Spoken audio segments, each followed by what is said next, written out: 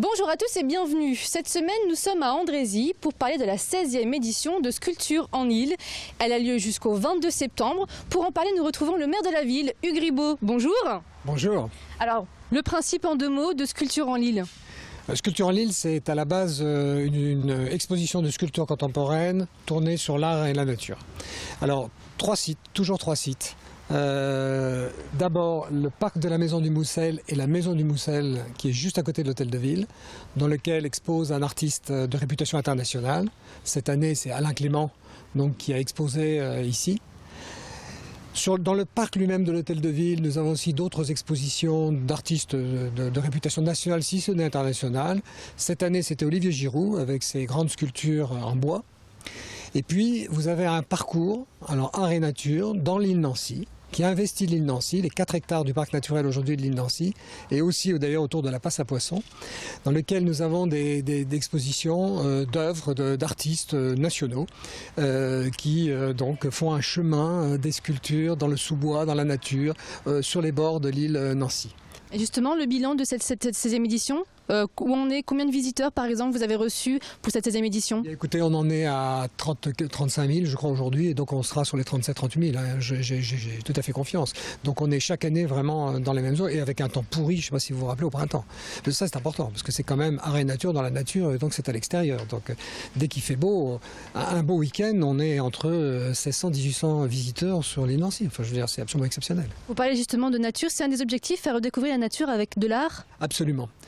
C'est absolument notre objectif, c'est à la fois de mélanger.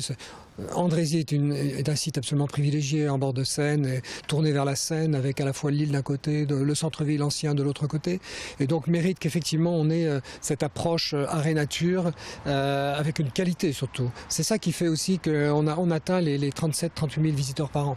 C'est un gros budget, un tel événement? Alors c'est difficile de vous dire le budget complet, mais oui, c'est un gros budget, il ne faut pas se le cacher. On peut avoir un ordre d'idée à peu près en termes de chiffres?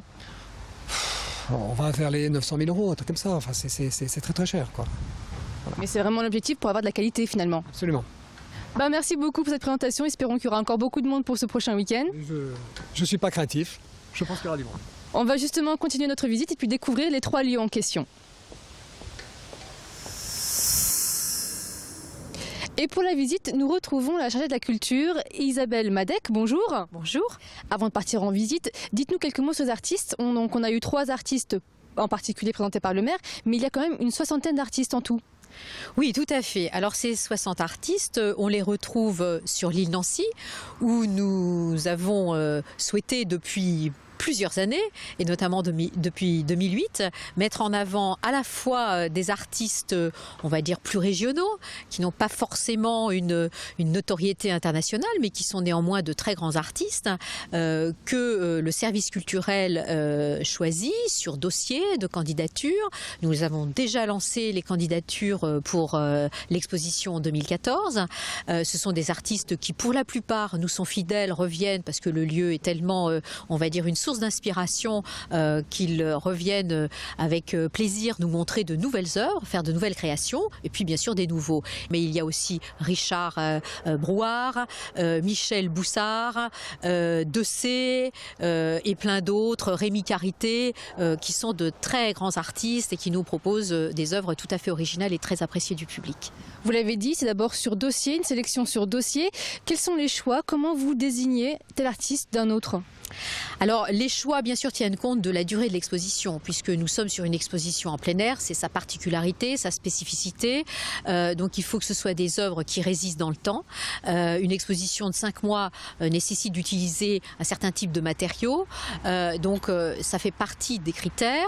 L'originalité de l'œuvre présentée, ça, on va dire son adéquation avec le milieu ambiant, le fait qu'elle utilise l'espace qui reste d'ailleurs à son libre choix. Puis bien sûr, voilà, d'autres, d'un certain nombre de critères un petit peu plus spécifiques. Voilà.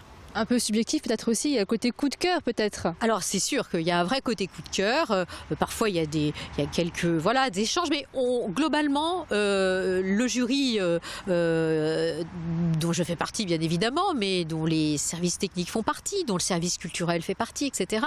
Nous tombons en principe d'accord sur le choix des œuvres. Voilà.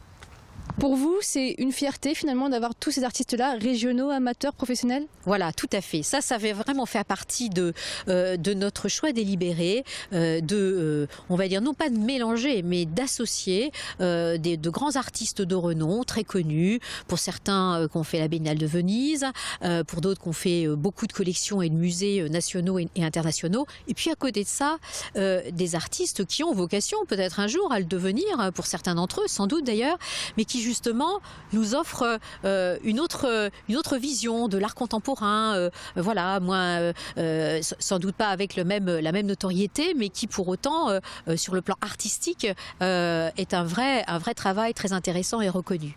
Et bien justement, on est là, on va visiter tout ça, voir à la fois les professionnels, les plus connus et bien sûr les amateurs. Petite visite guidée avec vous tout de suite. Donc l'une des œuvres justement d'une personne très connue, Olivier Giroud, se trouve devant la mairie. Parlez-nous un petit peu de cette œuvre-là. Alors cette œuvre d'Olivier Giroud, qui n'a pas de nom, néanmoins c'est vraiment un travail, ça fait partie des matériaux qu'il travaille de manière privilégiée, c'est le bois. Comme vous le voyez, c'est vraiment un travail du bois brut. Dans son aspect très brut, que nous avons vraiment souhaité, et le côté très majestueux, on va dire, puisqu'on reprend des troncs d'arbres qui sont coupés, qui ont une forme bien particulière, et pour, on va dire, mettre vraiment en valeur ce travail et le matériau en lui-même, on y a mis un éclairage. Alors aujourd'hui, évidemment, on est en journée, mais le soir, chacun peut voir une lumière centrale qui, on va dire, rend vraiment cette œuvre très grandiose. Vraiment, on a vraiment un très bel aspect. Donc c'est une œuvre qui pèse très très lourd. On a été obligé de mettre une dalle en dessous de manière à supporter ces troncs d'arbres qui ont été bien évidemment travaillés par cet artiste, donc Olivier Giroud. Il y en a d'autres aussi très connus et l'invité d'honneur est donc Alain Clément. On va aller le retrouver juste là-bas devant la maison.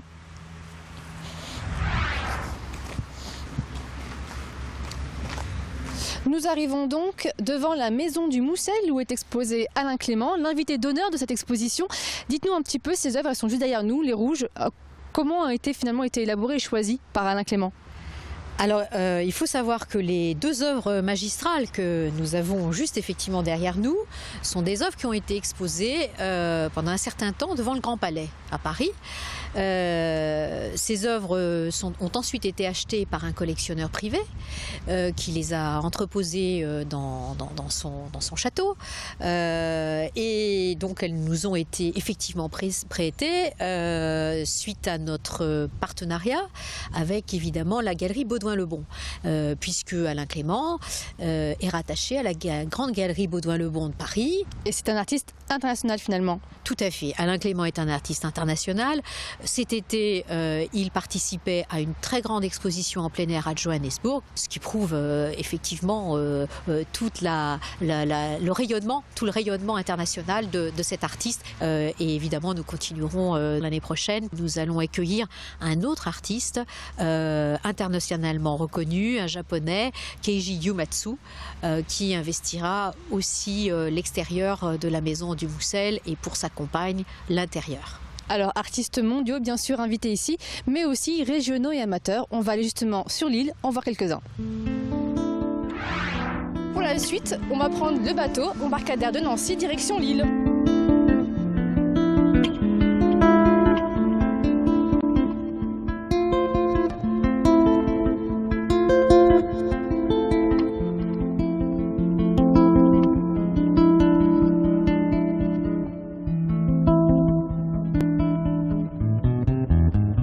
Nous sommes donc arrivés sur l'île de Nancy, nous allons sortir et comme il pleut, on va jouer justement une œuvre qui est ici exposée, Florilège, Florilège de Desaix, et sortir le parapluie, qui sont d'ailleurs justement bleus comme nos parapluies. C'est parti.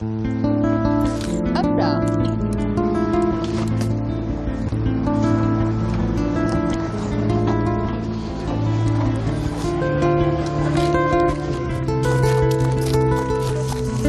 Et nous approchons donc de l'œuvre qui se nomme le Minotaure. Alors, présentez-nous un peu cette œuvre d'un artiste pas commun, bien sûr.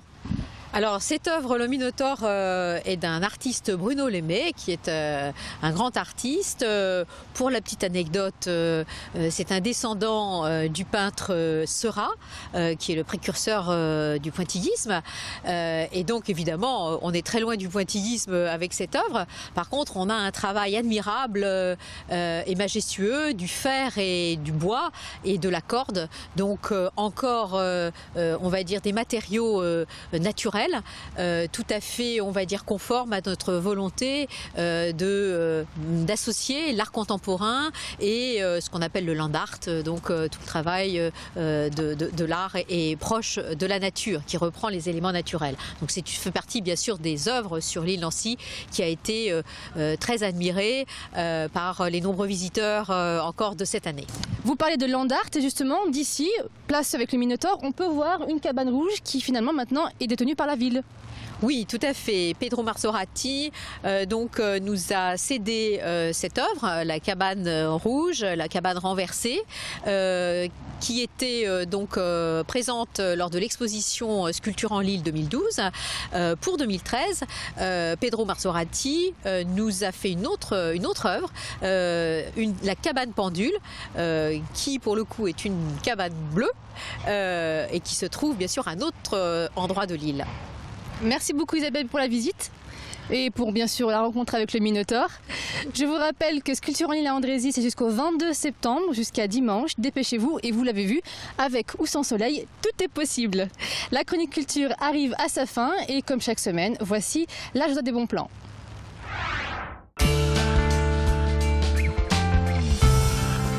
On commence cet agenda avec une exposition sur le thème des fleurs du roi au Grand Trianon à Versailles.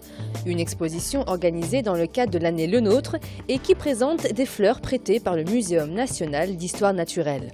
De quoi admirer les fleurs rares comme la Lilium candidum. L'exposition est éphémère et se termine le 29 septembre. Côté concert, sachez que le Festival des gourmandises musicales reprend du service ce week-end. 6 concerts de musique classique sont à déguster dans le département. Ce samedi 21 septembre, vous avez rendez-vous à l'église Saint-Vigor à Marly-le-Roi à 20h30. Le chœur de chambre Les Éléments vous propose un répertoire en 5 langues: hébreu, arabe, latin, araméen et grec ancien. L'objectif est de réaliser un voyage musical dans la Méditerranée sacrée. On termine avec un one-woman show. La corrosive Elisabeth Buffet sera à Versailles samedi 21 septembre. Elle présente son nouveau spectacle, Extrait. Bonsoir Antoine. Ça va. Ta voiture est tombée en panne? C'est la première fois qu'on me fait le coup de la panne alors que je suis pas encore dans la voiture. Culottée, impertinente, décalée, désopilante, Elisabeth Buffet est la nouvelle héroïne des célibataires. Non mais j'adore les vieux. Mais pas pour me les mettre dedans, je suis pas un cercueil.